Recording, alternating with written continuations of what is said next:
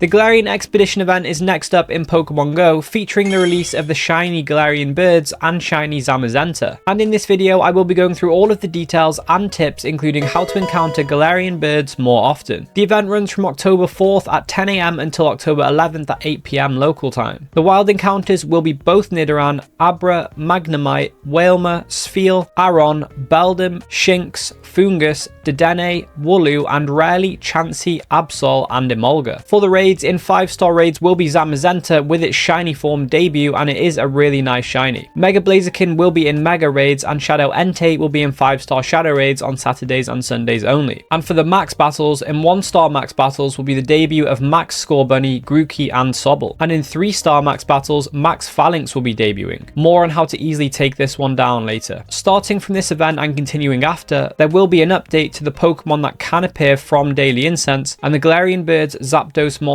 and Articuno will be able to be shiny for the first time in Pokemon Go. And I will be going through the meta relevance for each of the event Pokemon later on in the video, so stay tuned for that. There will be field research tasks rewarding items, XP, Stardust, and event-themed encounters, and there'll be collection challenges rewarding XP, Ultra Balls, and event-themed encounters. There will also be Pokestop showcases available throughout the event. And lastly, there will be an $8 Masterwork research that will get you 18,000 XP, 10,000 Stardust, encounters with event-themed Pokemon such as Galarian Farfetch'd and Galarian Mr. Mime, and most importantly, you will get a Master Ball. But is this ticket actually worth buying? So the only point really of buying this research is for the Master Ball, and $8 for a Master Ball is pretty steep. It can, however, catch any Pokemon without fail, but what are the options that make most sense for its use? So prior to this event, the Galarian Birds from Daily Incense, which have a 0.3% base catch rate and a 90% flea rate, have been the target of the Master Ball for many trainers. But it could actually be a mistake to use the Master Ball on these Pokemon from the start of this event. This is because the shiny variants for the Galarian Birds are being released, and if they are like other wild legendary Pokemon we have encountered in the past, the shiny variants won't be able to flee. This means that you could use any number of Ultra Balls to catch them instead of using a Master Ball. But if you want the non-shiny variants, a Master Ball will still be the way to go, and it also hasn't been confirmed by Niantic yet whether or not the shiny Galarian Birds will be able to flee. So if it happens that they are different and they do flee, then the Master Ball will be well worth using on the shiny Galarian Birds. And outside the Galarian Birds, the other main use of a Master Ball is on 100% IV legendary Pokemon from a raid if you're down to your last Premier Ball. So I would recommend waiting for confirmation from when the event starts to see whether the shiny Galarian Birds can flee or not, and then make your decision on whether you're going to buy the Masterwork research based on that. And if you are going to be going after the Galarian Birds, are they actually any good in Pokemon Go? So starting with Galarian Articuno, it is actually the 15th best Psychic type attacker and the 8th best Flying type attacker, but it doesn't have much relevance in Go Battle League. Galarian Moltres, on the other hand, is very relevant in Go Battle League, where it is ranked 51 in the Great League with 4 14-15 IVs, it's ranked 22 in the Ultra League with 1 15-15 IVs, and it's also ranked 17th in the Master League. It is also worth noting that it is the 14th best Dark type attacker as well. And for Galarian Zapdos, it is the 25th best Flying type attacker. So overall, Galarian Moltres has the most meta relevance, but how can you increase the amount of Galarian Birds you encounter and increase the catch rate of them? Well, the first tip to encounter more Galarian Birds would be to make sure that you walk at a brisk pace in a straight line when you're using your Daily Incense. This is because the game calculates the distance you walk in a straight line, and it checks if you have walked the required distance every 30 seconds. And if you have walked that distance, it will spawn the Pokemon. So for a standard 15-minute Daily Incense, you could theoretically encounter up to 30 Pokemon. And walking in a straight line specifically is very important, because the game will calculate the distance you've traveled based on the point where you were at the start and at the end of the 30 seconds in a straight line. So if you go around a corner or you walk in a circle, the distance between these 2 points will be lower, and it might not meet the requirements to spawn the Pokemon. So a good idea is to find a long straight path, and you could even walk in a straight line for half of the incense, then walk back on yourself straight after a spawn. And you can actually increase the duration of the Daily Incense past 15 minutes by using Origin Dialga's Roar of Time Adventure effect, which will pause the timer on incense and other items like lucky eggs and star pieces. So technically, if you do have the resources, you could have up to a 24-hour Daily Incense, and increasing the duration of the incense really is a great way to encounter more Galarian Birds, but it isn't feasible for many, unless you have a lot of rare candy, but honestly there are much better targets for your rare candy. Also, as all of the Galarian Birds have a Flying type,